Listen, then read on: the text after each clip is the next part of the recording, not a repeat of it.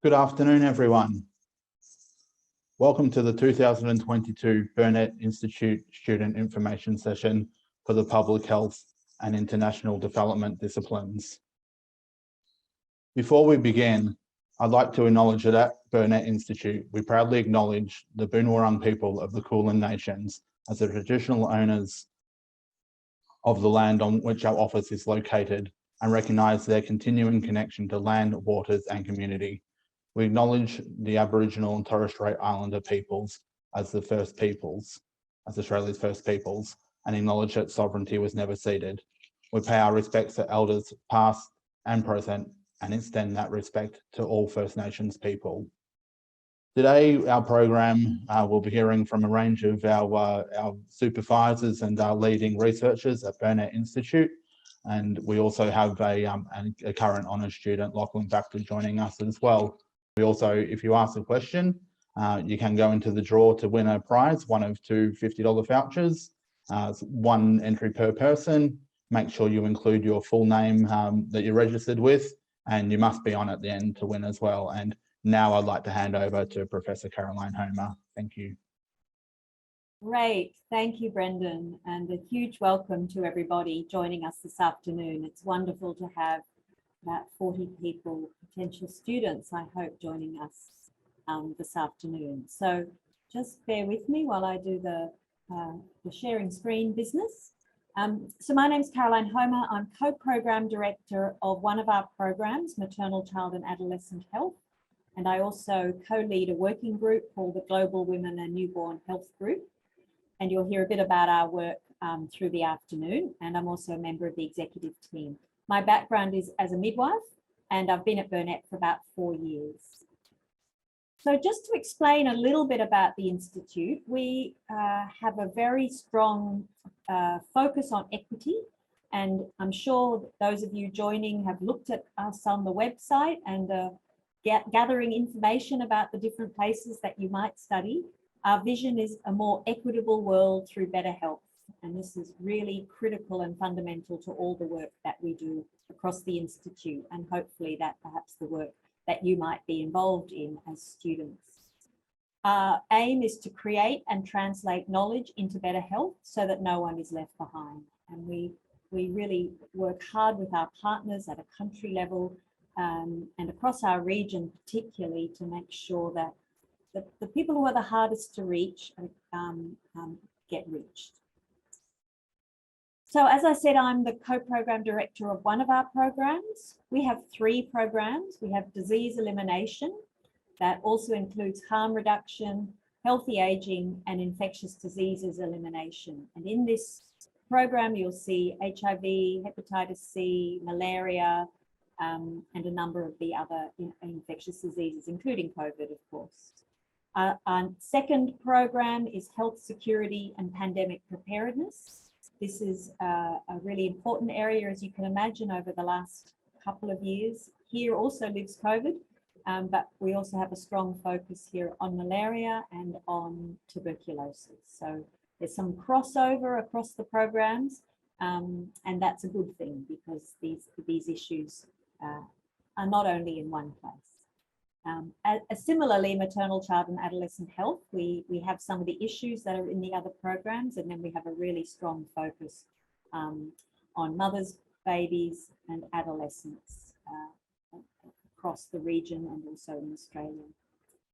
We also have what we call disciplines, and you are today in the public health and the international development focused discipline presentations. We also have life sciences, and we all try and work together on similar problems from different perspectives. Our values, which we really try hold to keep both in our work and with our students, are respect, equality, inclusiveness, and diversity. And this photo you'll see is of our P&G office, our head office, which is in East New Britain in a town called Kokopo, up in the north part, in one of the islands of Papua New Guinea. We have offices in Papua New Guinea and in Myanmar, but we also work, as I said, across the region. And we have projects also in sub-Saharan Africa. I'm going to explain this thing called domains of practice very simply, just to explain that we have what's called a matrix structure. So we have, as I said, these 3 programs, and they each focus on some different areas, but there is a lot of overlap, and we think that's a good thing. We also have practice. So these are the kind of areas that we focus on across all of the programs, and you're featuring in the education and training one here today, but we're also interested in systems, services, people, partnerships and equity, interventions and implementation, a lot of work on data and modeling, and I'm sure you have seen the impacts of some of that in the media, and discovery and translation, which is where a lot of our work in life sciences sit. And these are some of the populations that we work in. Not only these populations, but these are particular populations that we're interested in and that we are determined to focus on, because these are the areas where inequities are usually the most seen. So we're really thrilled to have you here this afternoon and hope that we can inspire you to think about your role here at Burnet as a research student going forward. I'm going to stop there now and hand back over to Brendan. Thank you, Caroline. Our next speaker today will be Professor Paul Dietze. So I'm introducing the discipline of public health. So on behalf of Professor Mark Steve, who couldn't be here today, I'm the co-program director of disease elimination here at the Burnet, and head up the alcohol and other drugs working group, which you'll see in a minute. So basically what we do in the public health discipline is apply a range of different study techniques known as mixed methods approaches to understand causes of disease and the sorts of things that are associated with disease, such as psychosocial problems that might go with it and mental health issues and so on. And ultimately, we're really trying to prevent it and stop it from occurring in populations. Sorry, my screen didn't advance. Here we go. And we have a range of different methodological techniques that we employ. So surveillance and epidemiology are sort of key components, and some of our surveillance work is highly influential. It involves clinical samples that might be coming in to do with HIV notifications and so on. But we also have a range of other types of sort of sample-based studies where we run really extensive prospective cohort studies where we follow people up over time, collect samples over time to see how things might change in their biomarkers of disease and so on over time. We engage in implementation science and all of the things that you can see on the screen there. So health systems research, disease modelling that Caroline mentioned in relation to, for example, COVID-19, which was highly influential and was used to underpin some of the government responses around the country and around the world. We do program evaluations, we do all sorts of in-depth qualitative research. Importantly, we adopt this principle of co-design. So we work really closely with the communities that we are involved with, and that kind of participatory research is something that I think we're justifiably proud of here at the Burnet. And that links into some of the photos that I have there, for example. So number 66 there is the safe injecting room in Darlinghurst in King's Cross in Sydney. And we've done work that involves actually working with the people who are using that facility. And similarly in Melbourne here, we have fieldwork vans who go out into the communities with which we work. And so we work with not only people who inject drugs around the the North Richmond medically supervised injecting room, but also the community in the high-rise flats you can see in the photo there. And we run a series of clinical trials, and some of those clinical trials you'll be hearing about a little bit later. But importantly, we do actually get our hands dirty and we do go into these locations, which is something which really sets us apart from a lot of other places. I head up the alcohol and other drugs working group, which forms the basis of the discipline. So we have these working groups that sit under the disciplines. HIV prevention, which involves disease surveillance, as I mentioned. So we do manage notifications for the health department. And we do program implementation, for example, around pre-exposure prophylaxis. and so on. And that's headed by Mark Steve, who you can see there. He's represented twice because he also looks after the Justice Health program, which really is an important program in the context of lots of things that are happening in Victoria and Australia at the moment around exploring whether or not decriminalisation might be an effective response to the way in which we enforce laws around drugs. And we do surveillance and evaluation around a whole range of different diseases, and Jason and Margaret there are the ones looking after that working group. Modelling and biostatistics, I won't say again how important that was around COVID-19, but we also do a whole series of cost effectiveness models. So we modelled the impacts of, say, take-home naloxone distribution and so on. And resource optimisation is key there. And so you can set targets to optimise the way in which services are delivered.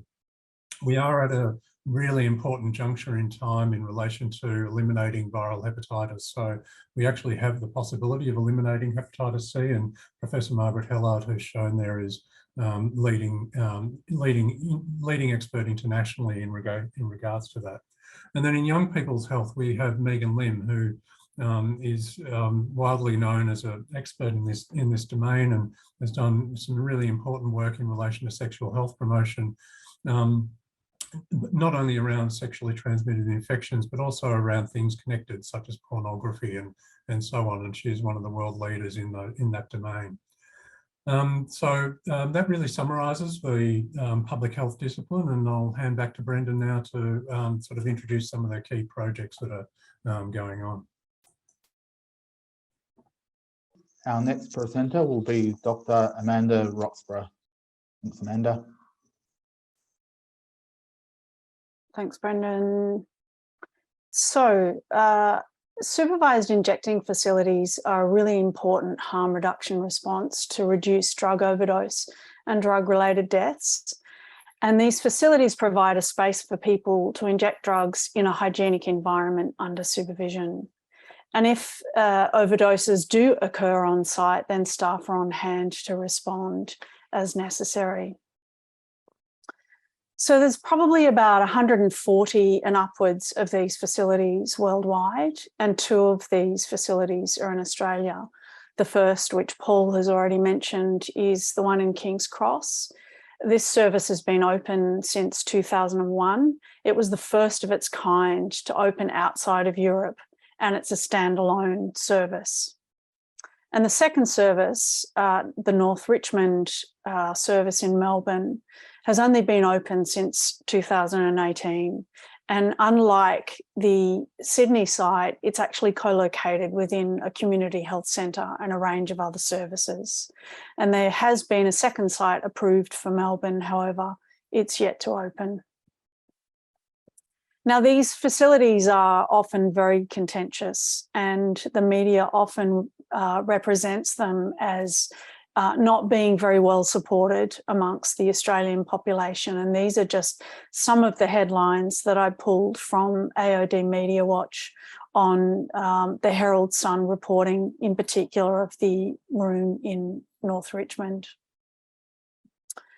So what we wanted to do in this project was using population survey data from the National Drug Strategy Household Survey. We have about 20 years worth of data, which is population level data on people's drug use patterns, but also their attitudes and their beliefs around some really important harm reduction strategies and responses within Australia.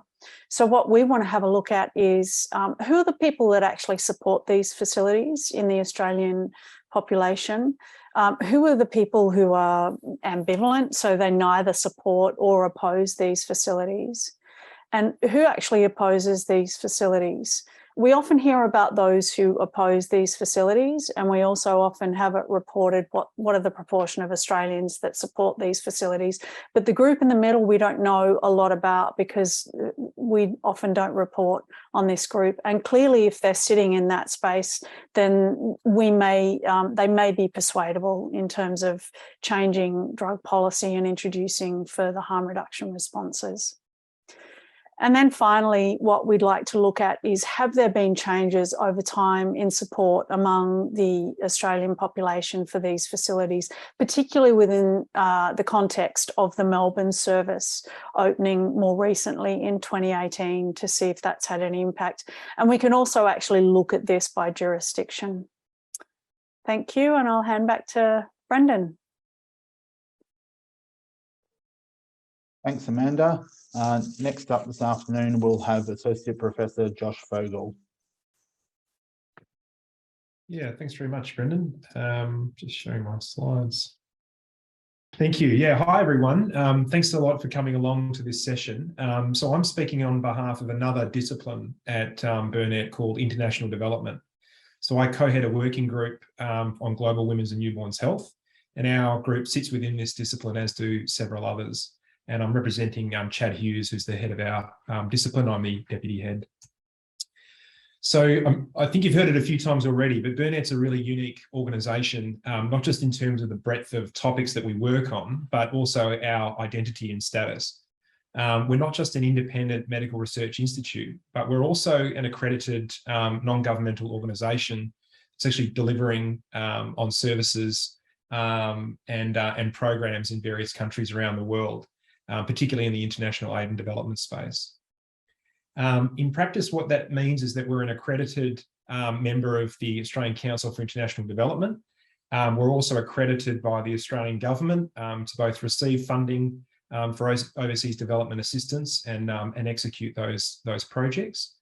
It also means that for us, the international research we do is not just hypothetical. We're often doing that research in the context of aid and development programs that we're directly contributing to.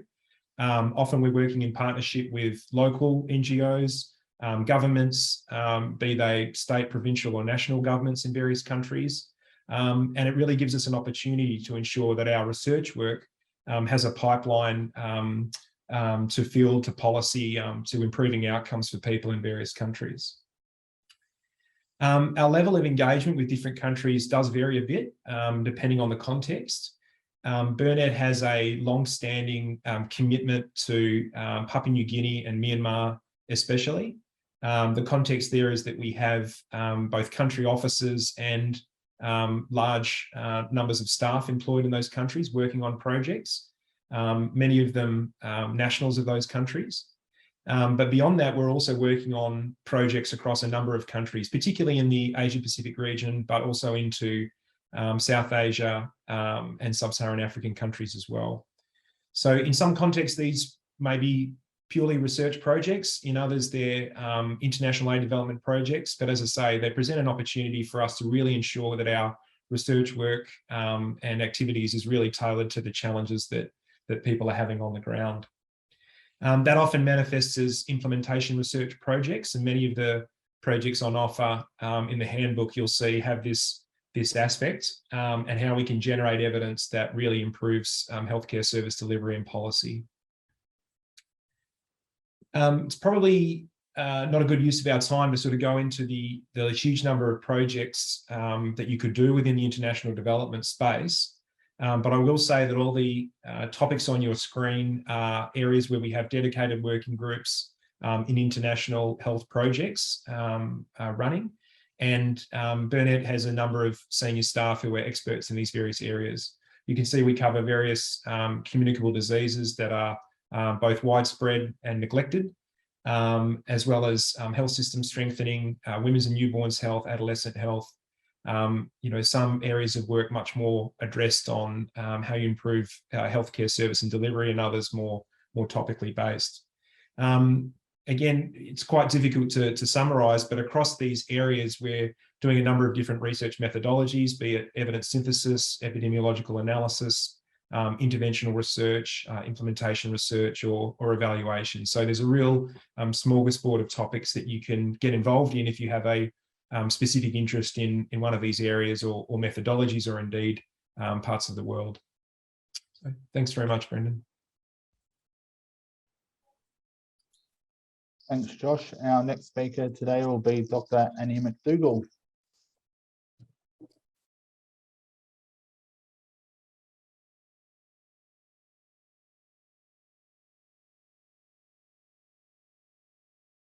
Great.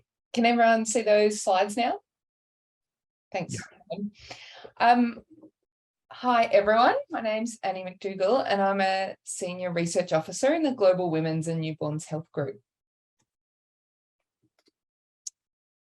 The vision of our group is that we aim to improve the health and well-being of women, newborns, and their families worldwide. And we have, as Josh mentioned, a specific focus on the Asia Pacific region. So we work on a number of focus areas. These include the coverage and quality of sexual, reproductive, maternal and newborn healthcare. And we really emphasise timely, respectful, person-centred or women-centred care. We have a number of projects looking at reducing both maternal, perinatal and neonatal morbidity and mortality, with focuses on the leading causes of morbidity and mortality in these populations. We're really involved in strengthening the maternity care workforce, particularly through midwifery education and development. And we also have an interest in women's and newborns' health in humanitarian crises or public health emergencies. So this includes environmental change or climate change, civil disruption and disease outbreaks, including the COVID-19 pandemic. So this is what's called an organogram, and this is the Global Women's and Newborns Health Working Group. You can see we're a large group, but what I really wanted to show with this image is that we're a very multidisciplinary team.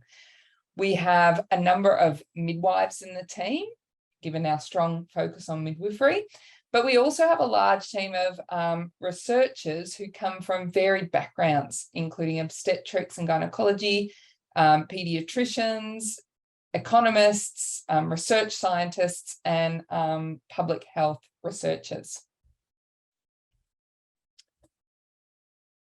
So just to give you an idea of some of the specific projects that we would be running next year, and a lot of these example projects I've shown here are related to wanting to develop new medicines for maternal conditions, such as preeclampsia or preterm birth.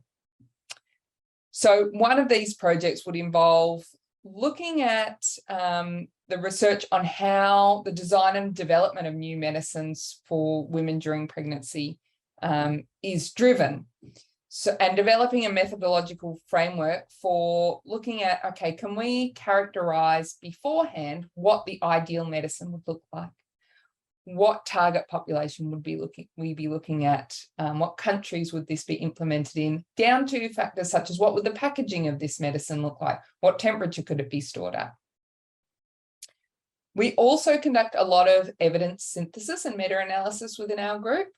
And so we would be offering projects looking at systematic reviews and individual participant data meta-analysis on candidate medicines for maternal conditions that we have identified as being really promising to implement in low, middle income countries. Finally, we have a study looking at bibliometric network analysis in clinical trials for maternal health. If you haven't heard of this before, what it means is you're looking at the data and linkages that you can identify from published clinical trials. So where is the research happening? Where are the collaborations, and where are the sites that the trials are running? And the importance of this is that we really want to identify and develop a network of sites where we can run trials for those candidates eventually that we identify as being really promising. Thank you. Great, thanks, Annie. Our next presenter today will be Dr. Rachel Sachs-Davis.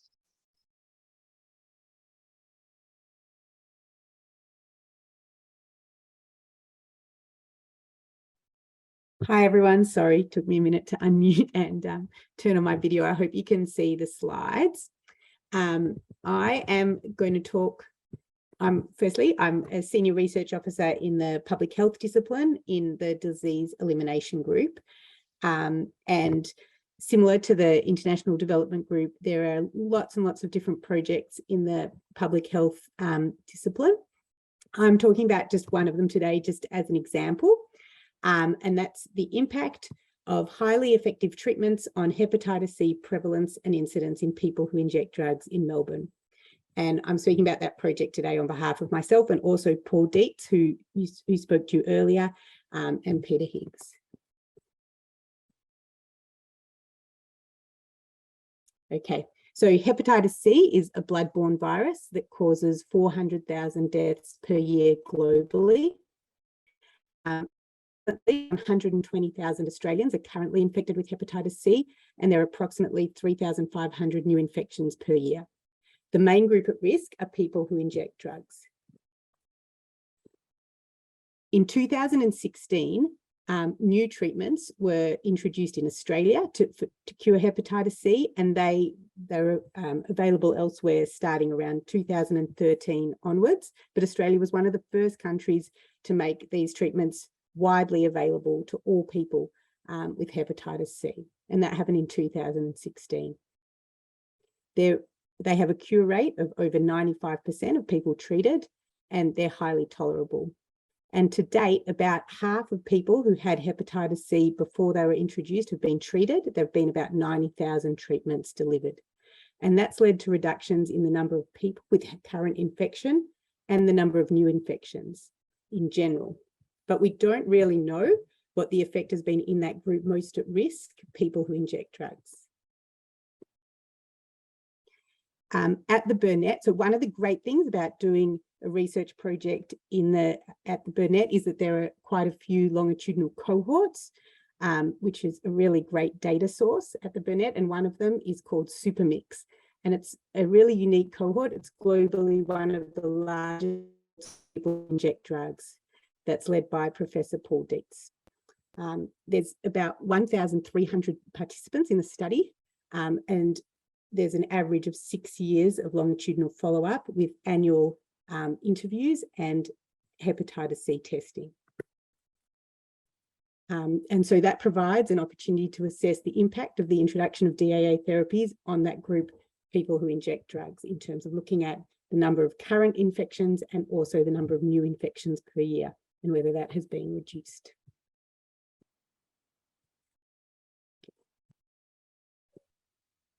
Thanks, Rachel. Next, we have a pre-recorded video from Dr. Elisa Kennedy. My name is Elisa Kennedy. I'm the co-head of the Global Adolescent Health Group and also co-program director of Maternal, Child and Adolescent Health here at Burnet. One of the focuses of our group's work has been on mental health of adolescents, recognising that young people in our region experience a really substantial burden of poor mental health. And this has really important implications for other aspects of their physical health and development, their education and learning, their participation and social well-being during what is a really critical developmental stage. In our region, in East Asia and the Pacific, there are almost 40 million adolescents who are living with a mental disorder, many, many more who experience significant psychological distress, and 5,500 deaths due to suicide every year. Risk factors for poor mental health are also prevalent in our region and include things like peer victimisation, exposure to violence, as well as other threats such as conflict, humanitarian disasters. One of these important threats, most recently, of course, has been the impacts of the COVID-19 pandemic. And in our region, many countries experienced prolonged school closures and social isolation that are likely to have worsened mental health outcomes for young people. So our group has been working with UNICEF and also with the World Health Organization over the last few years, firstly to define a comprehensive package of mental health and psychosocial interventions for young people in our region that moves beyond just a focus on clinical specialist care to also identifying the important services and supports needed to prevent poor mental health and to support mental health and psychosocial well-being. We've also been working to identify the roles and responsibilities of different sectors in delivering these interventions and to develop an implementation framework to support a strong multi-sectoral mental health system. One of the really important knowledge gaps that's arisen as part of this work is understanding the impacts of COVID-19 and the pandemic response measures in our region for young people. on understanding what adolescents' experiences have been trying to access services and supports during the pandemic and what their preferences are for receiving mental health care and support. And also identifying and understanding what the policy responses and approaches have been to mental health during the pandemic and where are the gaps. So students who are interested in this area of work have a few different options that we'd love to explore with you. You might be able to be involved in systematic reviews to understand impacts of COVID-19, to undertake policy mapping, review and analysis, or to help to develop a qualitative study protocol. And this work is really important for both ensuring that mental health is a part of the COVID-19 response and recovery response in our region, but also for preparation for future pandemics and public health threats to ensure that mental health is really central to those responses. There's also opportunities for students to gain broader experience and understanding of adolescent mental health and public health approaches, and also insights and experience working with UN agencies and government stakeholders in the region. So if you're interested, please do get in touch. We'd be delighted to discuss the details with you further. And I'd like to invite Dr. Rafi Kagansian to speak, who's our Chair of Education at Burnet. There, Rafi. I sure am, Brendan. Thank you so much for the introduction.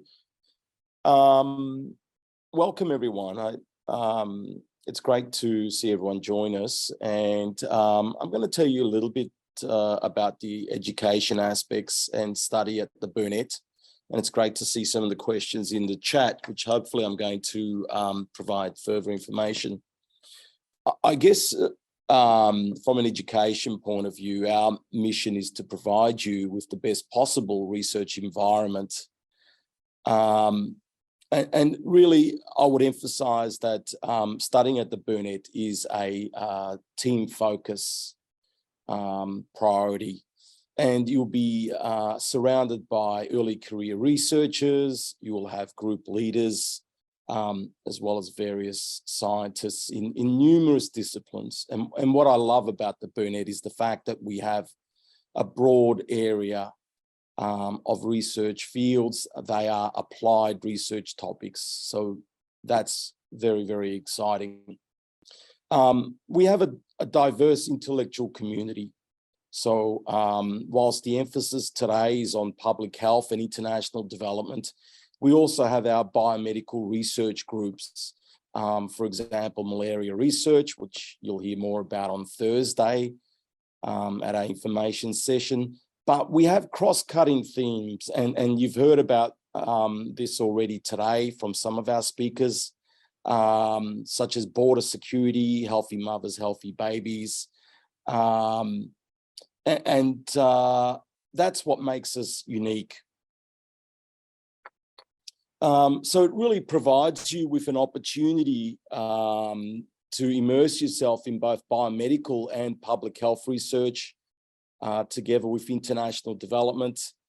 You'll have experts in respective fields, so you can attend numerous presentations in those specific research areas, which are heavily applied.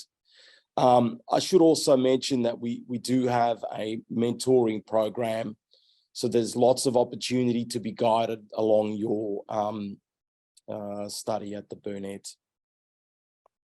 So how do we go about applying? I would encourage prospective students to go to the website, Burnet Education, that you can see on the screen here. If you're interested in studying honours, masters, or a PhD, I would advise that you access the student information booklet, and that'll give you more information about the projects you've heard today. Engage your prospective supervisors using the email addresses provided. Send them, well, introduce yourself, send them your academic transcript and CV, and then discuss scholarship options with them. Now, in terms of scholarship, it's really about contacting the university, and this might be RMIT, Deakin, Monash, or University of Melbourne. and obtain the information in terms of how to apply for a scholarship, primarily the RTP scholarships that are available, but there are other avenues as well that can be discussed with your potential supervisors. You must enroll through the university.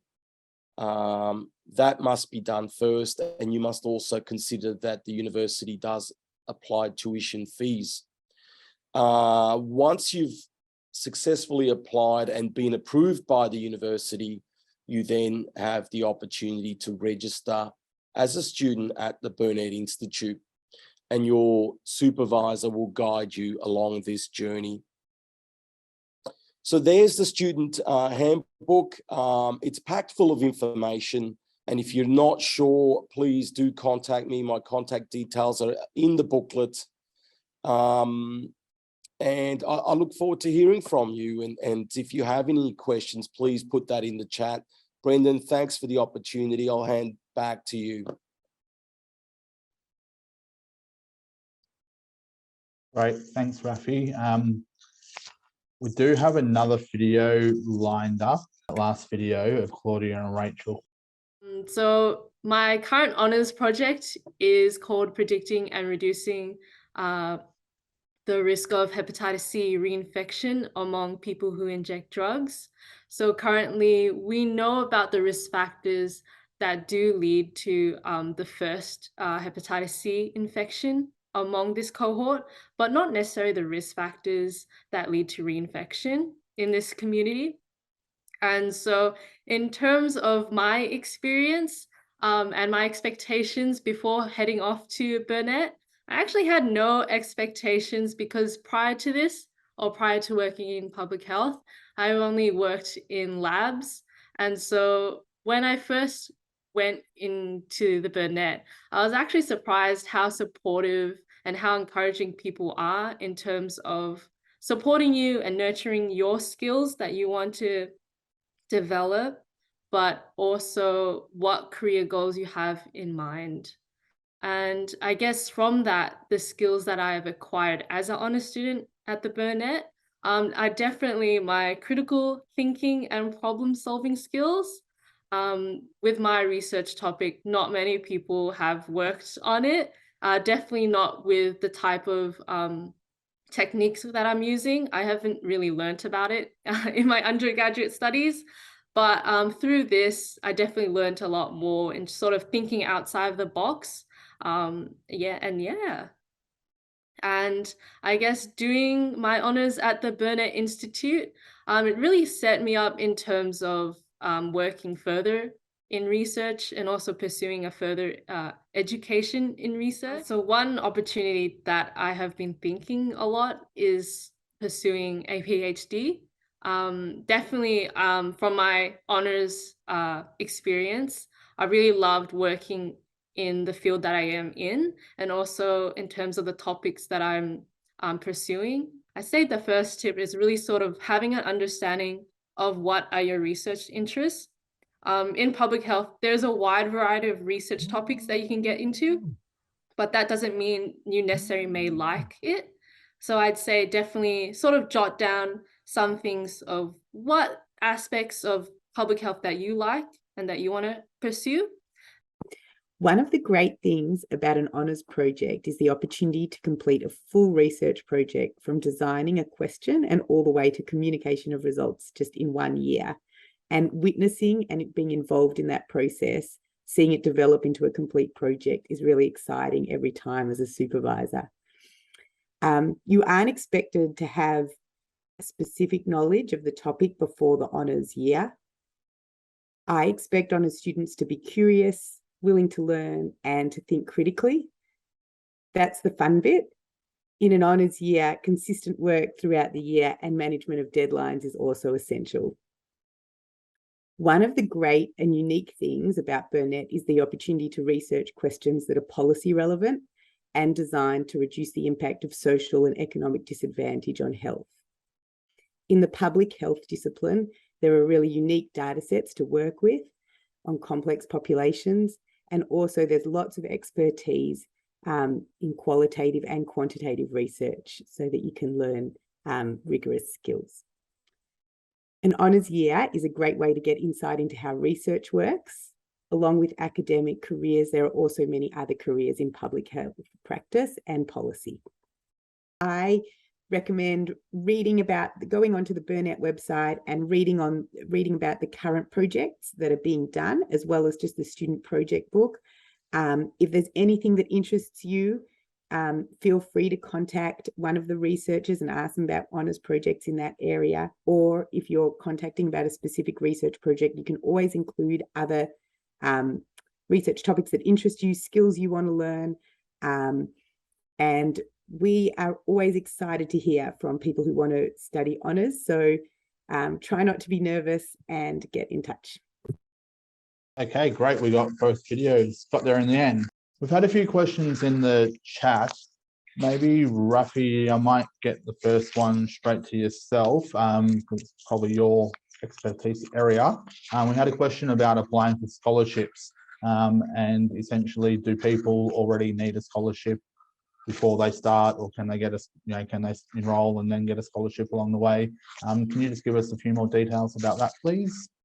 Yeah, I sure can. Look, the common pathway is a scholarship process, I guess, that you need to apply through the university. And as I responded to Jeanette in the chat, this can be any university. Each university has its own process, so please keep that in mind. But they all offer RTP scholarships, and but there are other scholarships as well through the NHMRC or specific funding bodies. There are also scholarships available through Westpac. So please bear in mind that there are numerous opportunities in mind. Obtaining a scholarship after registering is strictly on the basis of having that understanding with your supervisor. Sometimes there is an opportunity to gain research support for the first 12 months and then apply for a scholarship. But I stress that is subject to agreement with the supervisor at the Burnet Institute. I hope that answers that question for you. If not, please do yell out. Yeah, if there's any follow-up questions, yeah, definitely just post them in the chat or the Q&A. Might direct this next one, actually, I might get an international development and a public health perspective. So maybe Annie and Rachel.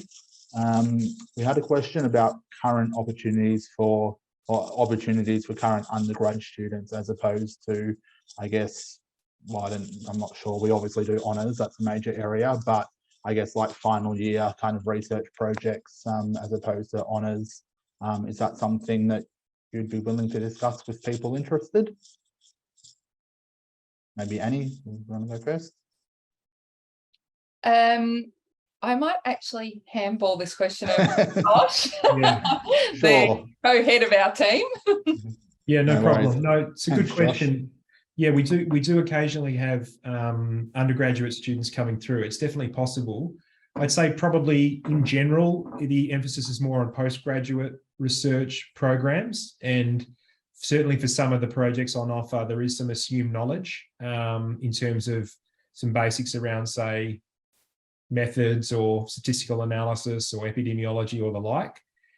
So I think you do need to kind of indicate your program to any prospective supervisors when you contact them, because I think there will definitely be some projects that are probably not suited to undergraduate students, but certainly some of them are pitched at that level. Great, thanks, Josh. Rachel, you can redirect if you'd like as well. But yeah, you look, can, I'd you be can answer happy too. if Paul, did you want to answer it?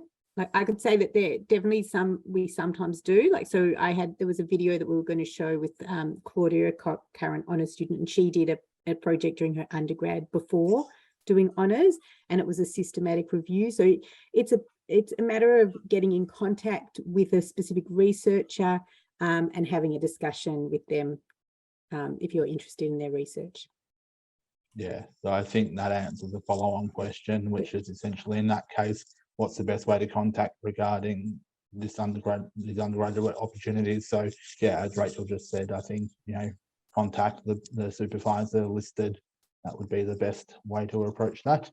Yeah, and Paul might want to say something as well.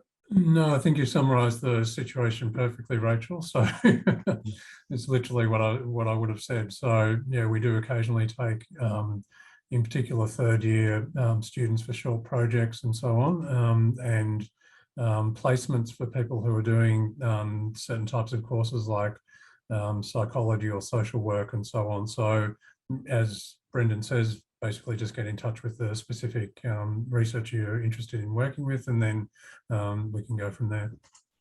Yeah, just touch on, I'm most familiar with Monash, but in their third year, so that's what Claudia did, they do have a very specific like final year research project. So that's, if that's an official part of your program, that's probably the best way to go about it.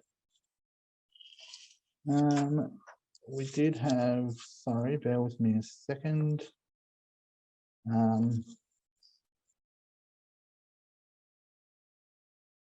So we had a question from Esther. Maybe really anyone here can probably answer it, but I mean, I think Rafi kind of touched on it already, but essentially, Rafi, it's asking which PhD program at the side university will be compatible with the Burnet Institute research I'm interested in. I don't know if you can, I think, yeah, you can see that question. Maybe, can I apply to Burnet Institute? Yeah, so you see the question I mean in the chat? Might be Yes, easier than me just reading it all out. Yes, I do, Brendan. Yeah, similar to what I mentioned earlier. Yeah, I think the important thing is to first engage one of our prospective supervisors and discuss projects. If there's an agreement there, the supervisor can assist the student or guide them in terms of which university to apply to. If that process is conducted together, then it just becomes easier for the student to apply to the university. My advice to students is always apply to 2 or 3 universities for scholarships, because the cutoff it varies. And it also is based on whether you've done honours or not. So that's also something to keep in mind. But if you're doing honours, that's an easier pathway. But if you're going to do a PhD, then cutoff scores do vary for scholarships, depending on the university you apply to. So it's best to speak to a Burnet supervisor first. I've got a question, might go to Caroline for this one. Can you just tell us how our international students, well, I know international students are admitted, but can you just tell us about how an international student might go about talking to yourselves as opposed to a current or an Australian citizen? I assume there's slightly different complexities. Yeah, so thanks, Brendan. Lots of really good questions. I guess international students need to get a scholarship to pay their fees, as well as a scholarship to have a stipend, so money to survive on, really. Of course, really think hard about this. Melbourne's an expensive city, like any big city in a high-income country. So I really do not encourage students to come if they don't have both those scholarships, because you will just find it just so hard to survive, really. So there's processes, as Rafi has explained, there's processes at all the universities. The international student applications are usually a bit before the domestic student applications. So it might take a year or 2 to get your scholarship, to get everything lined up. So it's a longer term process, of course. But really, you need those 2 parts of the scholarship. You need your fees paid, because Australian universities will charge you, but then you need a stipend to survive. There are lots of different options in the different universities, but I really encourage you to have a look around. And it really is the university that has the scholarships. We will then support you as a student and link you in to make you part of a community, because PhDs can also be quite lonely. And it's important to find a place that you will feel looked after and supported, and you can find a sort of a community to work with. So I hope that helps explain, Brendan. Yep, no, that's great. Thank you so much, Caroline. As everyone has said, basically, if you have any questions, definitely get in contact with the supervisors directly. Ruffy, our Chair of Education, always happy to answer questions. Myself, I've been an Honours Masters and now PhD student at Burnet, so feel free to ask us any questions you like. We'll more than happy to answer. So thanks everyone for coming along, and have a great afternoon or great evening. Take care.